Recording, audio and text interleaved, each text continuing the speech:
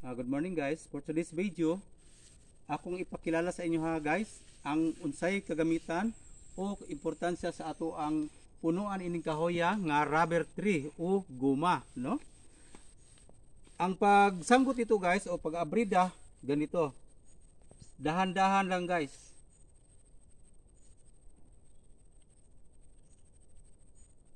Yan. Tapos ang kanyang dagta o kanyang katas ay dumadaloy hanggang dito at sinasahod dito sa baon ng niyog. Ito guys. Tapos pag tumitigas na yan, hinaharvest, tinatabi mo na dito. Sa loob ng isang buwan o depende sa kanilang pagbibenta o kinsinas ba o buwanan, tuwing kinsinas hinaharvest yan or buwanan hinaharvest at binibenta na, pinakilo na doon sa buyer, no guys. Ito lang kanyang puno.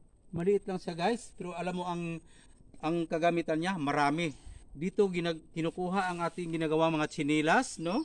Mga rubber shoes, sapatos, no? Mga laruan ng mga kabataan na gawa sa guma, no?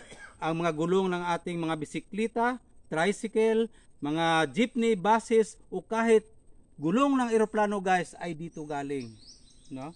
Dito galing. 'Yon ang pinaka-importante sa puno ng rubber tree, no? At kung hindi na siya mapakinabangan guys, halimbawa sa pag susugat ng kanyang katawan guys, dalawa ang kanyang balat, no? Ang outer skin niya, yung bark, outer bark, tapos yung inner skin o habol-habol. Kailangan yung inner skin guys, hindi mo dapat masugatan. Kasi pag nasusugatan mo yung inner skin, tumutubo siya, kita mo na yung kahoy na yan guys, magbukol-bukol na siya, tinatawag na badly, no? Mahirap na siyang sasanggutan or kakatasan dahil badly na ang kanyang puno, no guys. At kung wala nang gamit, wala nang dagta, di na siya kumakatas guys, pinuputol yan at ginawang panggatong, no? Maganda rin siya panggatong guys, no? Ginagamit yan sa mga tao pangluto, kahit anong mga panluto o panggatong. Maganda ito panggatong. Yan ang puno ng rubber tree.